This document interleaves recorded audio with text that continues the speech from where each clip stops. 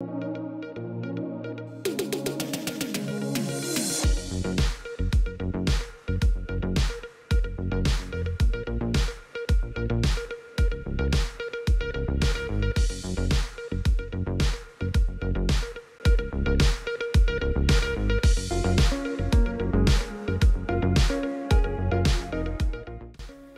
and hello to everyone!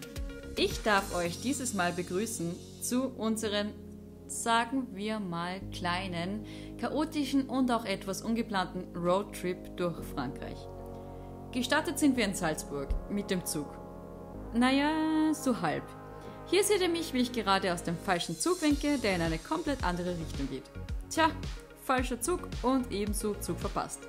Nachdem wir unser Zugticket teilweise rückerstattet bekommen hatten, ging es eine Stunde später bereits mit dem richtigen Zug nach Stuttgart, um dort auch umzusteigen.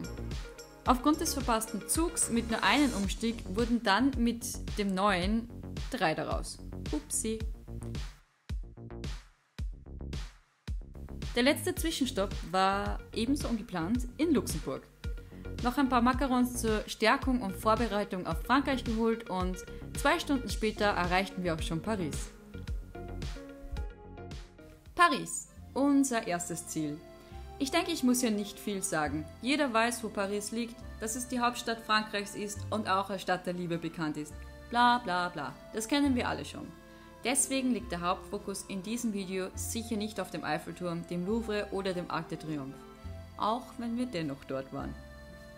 Hier die Gegebenheiten. Frankreich benötigt bei der Einreise mittels Flug, Bahn oder Schiff einen negativen PCR-Test und eine Registrierung. Und ja, das wird auch tatsächlich kontrolliert. Etwas lasch, aber dennoch. Die Ausgangsbeschränkungen gelten landesweit von 18 bis 6 Uhr, an die anscheinend nur wir uns gehalten haben. In Städten wie Paris oder Marseille gilt eine Maskenpflicht im gesamten Stadtbereich. Auch hier gehörten wir eher zu der geringen Unterzahl. Restaurants sind nur für Takeaway in den genannten Ausgangszeiten geöffnet. Paris hatte kürzlich Probleme mit Hochwasser.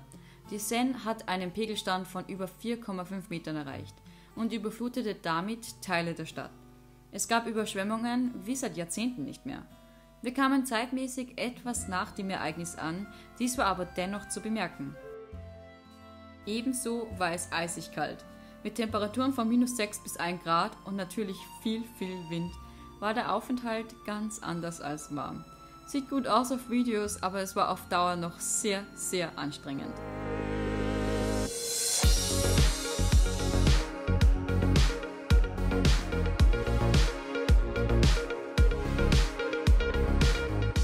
Hier ein interessanter Fakt. In Gesamt-Paris existiert kein einziges Stoppschild.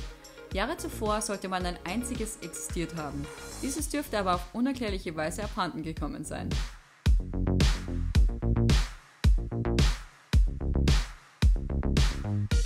Paris ist auf meiner Bubble Tea Skala definitiv eine 6,5 von 10.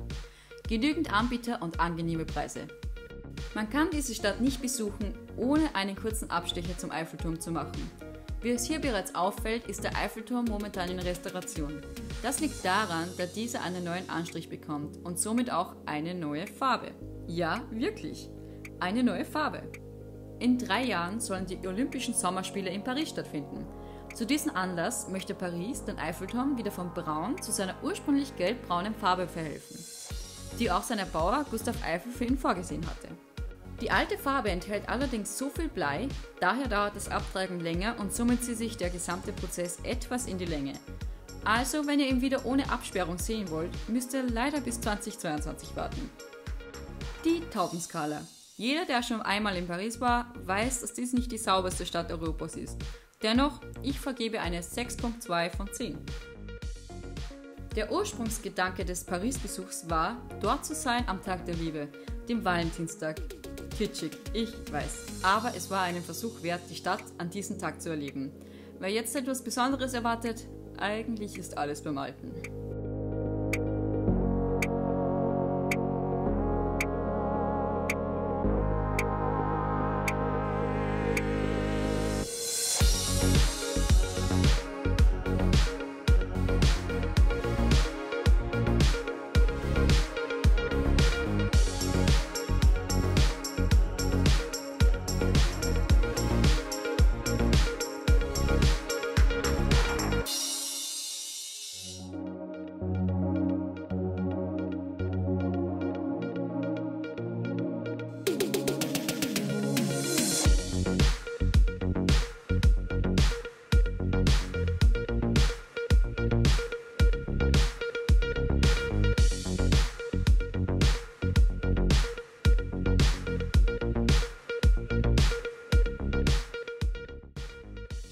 alte Dinge.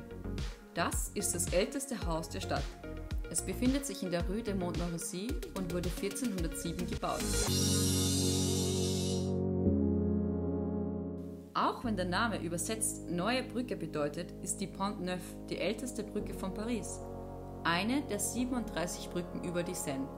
Die Bauzeit begann 1578 und dauerte bis 1607. Wer sich gefragt hat, was eigentlich aus der Notre Dame wurde, nach dem Großbrand 2019 ist von der Kathedrale leider nicht mehr viel über. Fast 2 Jahre sind nun vergangen und das Gotteshaus steht wieder mitten in Restaurationen. Sie ist in ein Gerüst eingehüllt und von Kränen und Hohlverschallung umstellt. Eine Sorge ist man in Paris losgeworden. Das 200 Tonnen schwere Baugerüst aus verbogenen Stäben auf 40 Metern Höhe ist endlich entfernt. Das Gerüst stellte eine permanente Bedrohung für das ledierte Mauerwerk des Kirchenschiffs dar. Der Abbau davon dauerte 6 Monate. Von innen sieht man nun durch ein großes Loch im Gewölbe direkt in den Himmel. Geplant ist eine identische Rekonstruktion.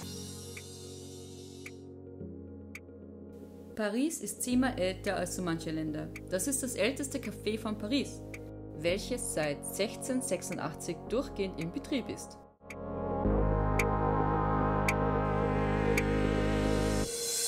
Genug mit alten Dingen. Der 23 Meter hohe Obelisk auf dem Platz de la Concorde ist nicht nur ein visuelles Wunder. Es ist eine funktionierende Sonnenuhr mit römischen Ziffern auf den umliegenden Gehsteigen.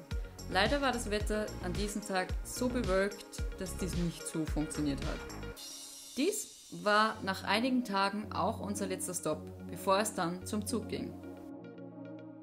Da wir genug vom kalten Wetter hatten, ging es anschließend in die Provence. Zugticket besorgt und los ging's. Naja, nicht ganz. Wir mussten über 2 Stunden warten und es war nicht gerade warm.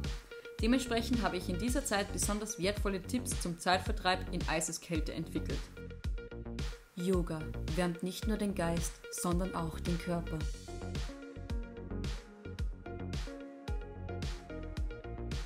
Verstecken spielen.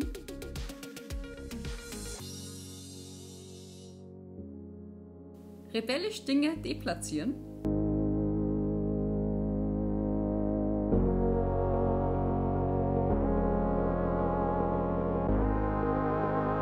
Das alte Ballett wieder etwas auffrischen. Auf die Uhr starren. Wahllos Tasten drücken, bitte nur mit Handschuhe. Auf dem Abfahrtsplan starren. Ich bin mir ziemlich sicher, dass diese Tipps sehr schnell und leicht umgesetzt sind. Wenn du sehen willst, wie unsere Reise weitergeht, abonniere doch unseren Kanal und like dieses Video. Du wirst sehen, welchen Eindruck Marcel auf uns gemacht hat und wie überraschend Unterkünfte in der Provence doch sein können. Es war definitiv ganz anders, als wir erwartet hatten. Und ansonsten, stay safe!